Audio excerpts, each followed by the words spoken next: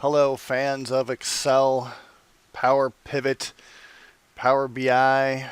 This is Scott from Tiny Lizard. I am a Power BI consultant, trainer, and mercenary. And today we're going to do a little session to try and answer the age-old question: is PowerPivot, or I should say xVelocity, or the Vertipack engine within PowerPivot, is it actually magic? This is a wand. You just assume that's a wand and not a cigarette. Go with it. The drawings get worse from here, people. But we're going to dive into, you know, what makes this technology nearly indistinguishable from magic. To start off with, we're going to do a brief little spiel here on the memory hierarchy. Fundamentally, you can kind of think of a computer as kind of having three layers of memory, with the top being the crazy fast processor, which would include, its cache and its registers. And then here in the middle, the moderate amount is your RAM, right? And then down here in red slow land, you're talking about your hard drive. And I don't even know how much memory is in a processor. An L2 cache may have 20 megabytes if it's pretty big, but you're talking 20 megabytes is big. Where RAM, you're probably hoping that your PowerPivot machine is running 16 gigabytes. And hard drives, of course, are just huge, right? They're like a small one nowadays is like a terabyte. As you go up, things get much faster. I will try and do a little bit of quantification of how much faster we're talking between hard drives and RAM. Let's just assume, though, that processors are stupid fast. RAM is pretty fast, and hard drives are painfully slow.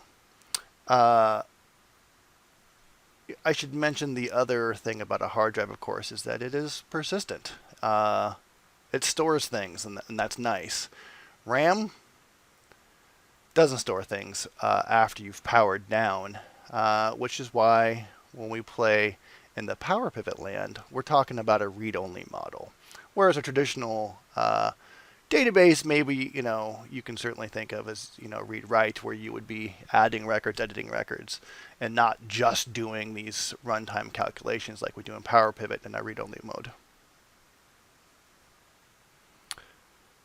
Before we jump into why PowerPivot, Vertipack, xVelocity, whatever you want to call it, is sort of magic, let's talk about a traditional database. Now, normally these guys are kind of drawn, if you see some kind of diagram, as like these cylinder-like things like this, right? And why is that? Well, it's because, inside there are these little platters here, and if you looked at one from the top, indeed it looks kind of like a platter, that it's a record, and it is spinning. How fast is it spinning? Well, pretty fast. Let's say that if this was an old school record, if you're old enough to remember that, those used to spin at like 45 RPMs, or maybe 78 for the big ones, and modern hard drives, you're talking 10,000 rotations per minute, so much faster. And in fact, as long as you are reading and not doing anything mechanical, if you're just letting the disk spin and reading up some bits, hard drives are pretty fast. Mechanical, what is he talking about here? Well, turns out that somewhere, and I have no idea how to draw this, let's just go with it. Pretend that's a read head. It's reading some bits as they fly by. A hard drive actually has this mechanical arm here that moves back and forth. Let me draw this little arrow here in red to suggest that it's slow, right? It's mechanical. Bzzz, bzzz. it's moving back and forth to find which track has your actual data as it spins around. So, once this read head is positioned and the disk is just spinning and it's just sucking down data, that's at 10,000 RPMs, and it's pretty fast. How fast? Well, RAM is still certainly faster. You're talking about 6 times slower for a hard drive to read data than RAM. And we're talking here about, hey, I've already seeked to the right track, and I'm just doing a sequential read. If you're talking about a random read, right? If you're like, I want a bit from over here, and then some bits from over here, and some bits from over here, and this head's having to move back and forth, now you are talking about 100,000 times slower than RAM. In other words, a lot slower. The nice thing about, RAM, there is no mechanical parts, right? So if I need to read from, here, and then here, I'm not waiting for some head to move back and forth. I just go and read those things, and it's real fast. Okay, so I'm a traditional database. I know seeking around is bad. So how do I optimize my database for maximum efficiency? And it's basically, I don't want to seek, so I want to put stuff as close together as possible. And so I will put Rob's age and, I don't know if Rob's actually 75 inches. Rob's probably 74 inches. Scott is 44, and he is definitely all of 75 inches. And we're going to write our data kind of one record at a time, back to back, filling in as much as we can in one continuous strip here, so that when we move that, that read head, it gets here to one specific spot and says, woohoo, let's just stay here, reading data without moving that mechanical read head and trying to stay in that 5 to 6, times slower than RAM, and not the 100,000 times slower than RAM.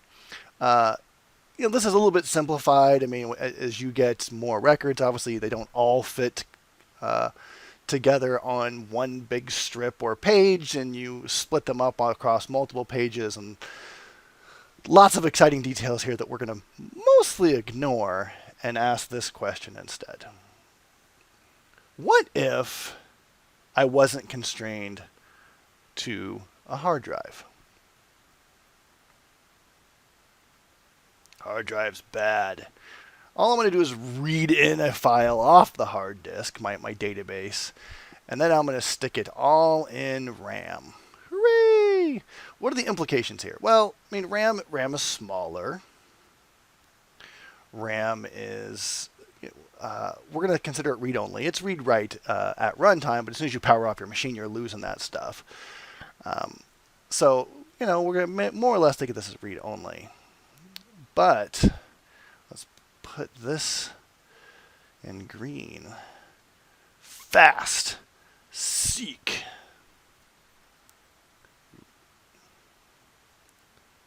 Okay, so if I'm no longer afraid of, having to move this head around,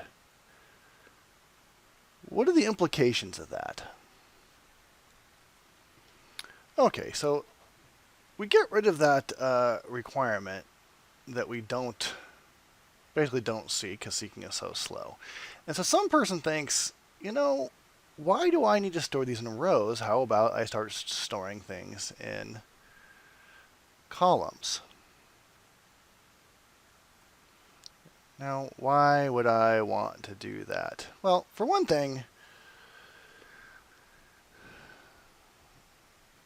let's say we're looking at the ages,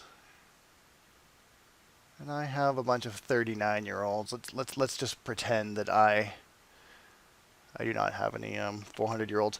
Let's pretend that I have like 1 million rows, right? And Scott, am 44.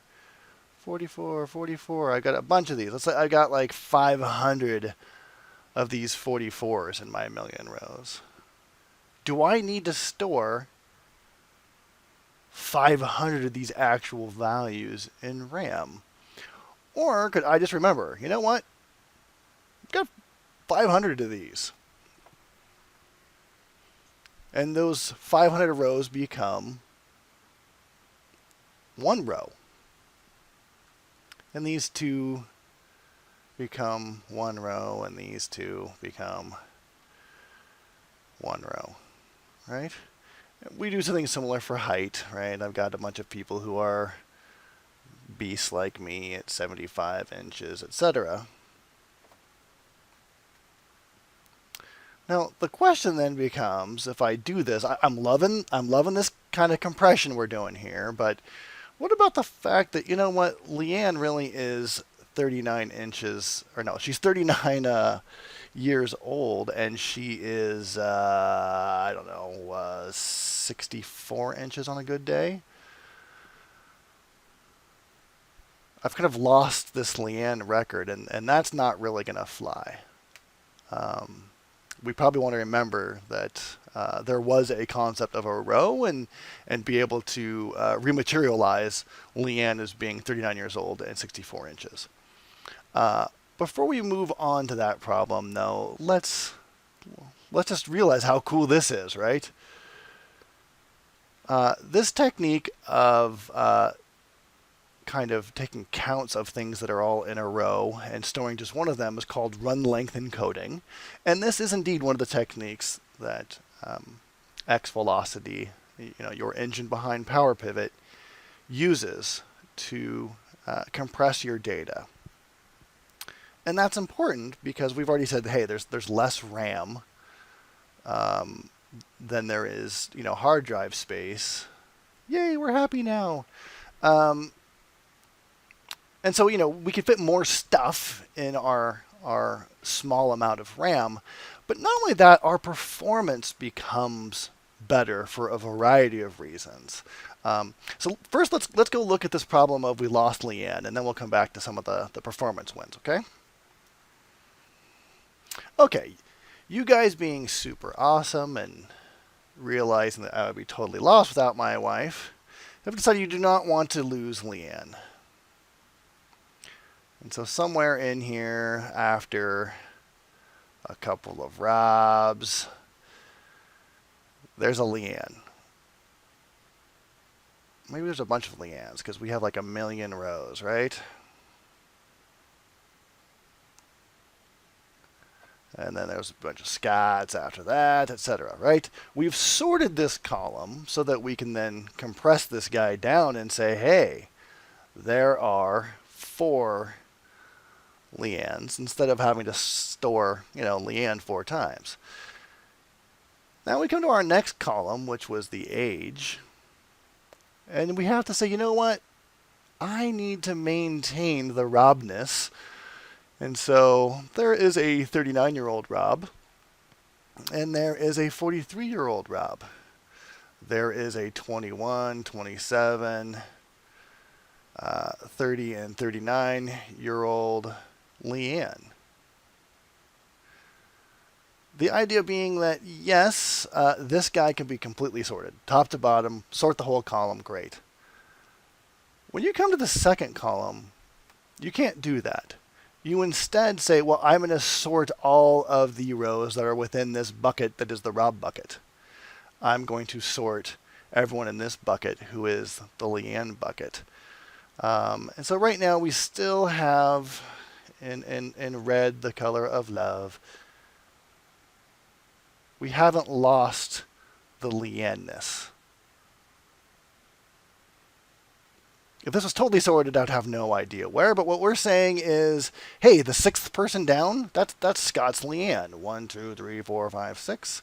1, 2, 3, 4, 5, 6. So even though that we've done some compression here, 2 Robs and 4 Leannes, it turned out here we had no compression, but there could have been some. But the point is we know, oh, the 6th row is the Leanne we're interested in. Okay, so then let's go and add our height here. And what's the deal here? Well, it's kind of the same thing, it just extended. Within the ROBs that are 39, there are going to be some number of heights. Let's say this is, a 70 height, 70 inches. Row number 2 is a Rob that is 43 years old, and he is about 74 inches. That's the actual, Rob Kali number there. And my Leanne is like, I don't know, 64 inches on a good day or something. So we would have had to subsort each one of these into their own buckets. Now my example here isn't great because I didn't have any duplicates here, but if I had a whole bunch of duplication here, that's fine, and then we can still go and sort within that level of duplication. But the idea is that with each extra column,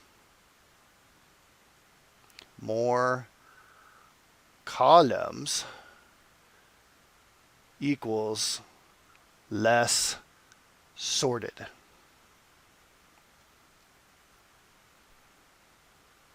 Less columns is good. More columns is less sorted. And it's here that we get into something interesting in that not all columns are created equally, right? Let's say this was like the person's favorite direction, because that's always stored in a database, and you have some north, some south, some east, some west, and apparently I already sorted this. Well, there's only 4 distinct values here, right? North, south, east, or west. An age may have, I don't know, 110 possible values. A height, you're talking between, well, I guess 0 inches tall is probably a little short, but a 7-footer, well, let's call this 90 inches, something like that, right? So you can have like 90 values for that. Now a name, there's a lot of distinct names out there, but even there, within a million names, what do you think? 1,000 distinct ones? Something like that?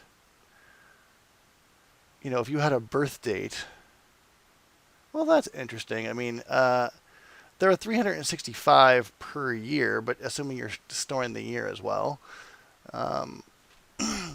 it could go back 110 years or whatever. So, you're talking like 5,000 distinct values here, right? So different columns have a different number of distinct values, or if you're a SQL geek, they have different cardinality. Cardinality, right?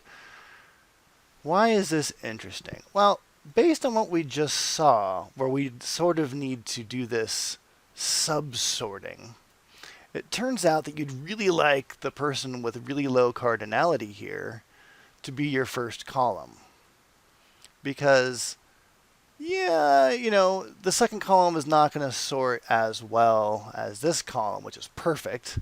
We completely sorted this whole thing to north, south, east, and west, but there's only 4 values here. So even if we go and sort all of the, ages, we'll say, that liked north the best, there's still a lot of guys to sort there. And all of the ages that had south as their favorite direction, there was a lot to sort there, right?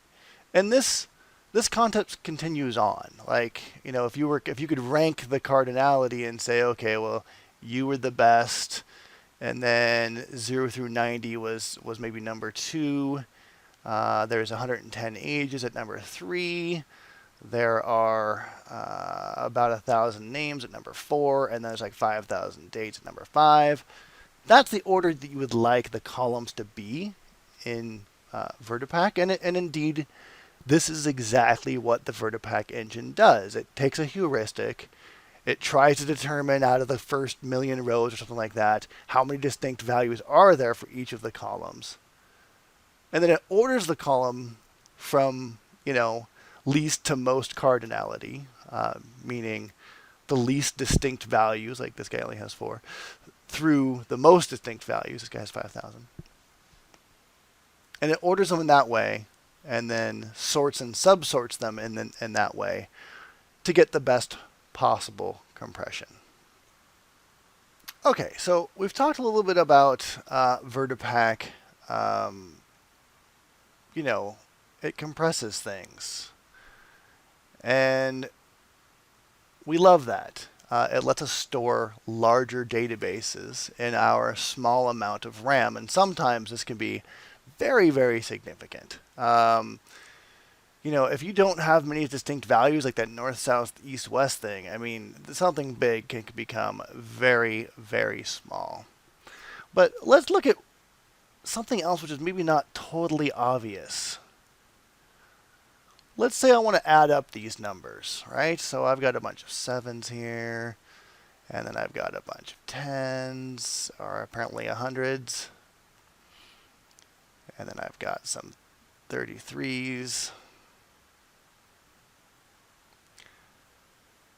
If I wanted to add these up, normally we would think about doing this one at a time, right? 7 plus 7 plus 7 plus 7 is 28. 128, 228, 328. Uh-oh. Big math times. 361, 394, and then something that starts with a 4. But if you compressed in this way, and you've done this run length encoding, and you know that there are 4 7s, there are 3 100s, and there are 3 33s, I don't have to do this. I can do this, right? I can just do the math, do the multiplications, and do far less operations on data sets that compressed well. And this also applies to filtering things. Let's say that I had north, south, etc., and then I have another column here, and it's, for all the norths, I have some value here. Don't really care what this is. This is some value. And I'm doing a calculation, and I only care about those where the direction is north. I don't have to walk this thing. Are you north? Are you north? Are you north? Are you north? Are you north? I only have to ask 4 times, right? Go find the guys that are the north block. Then once I found these guys, I know their row numbers. And then I can very quickly go and filter to just the corresponding values for those directions. This is where I start hand waving a little bit, because certainly I do not know how the engine does this. Some of this you can kind of intuit. Clearly, if you've done run length encoding and you're storing things in this way, you don't even have a million things to go and filter, or a million things to go and add. You only have this run length encoded version. So clearly, you're going to be mathing 4 things. You're going to be filtering 4 things. And if I filter down to 4 things, well, somehow I'm able to go pull the corresponding values out from there, based, I assume, on like a row number. But I don't know the internal details of how the engine does this. But I think regardless of exactly how it does it, I think you can intuit and say, well, yeah, there's only 4 distinct values here, so I'm only looking at 4 things when I do my filtering. And of course that means everything's a lot faster.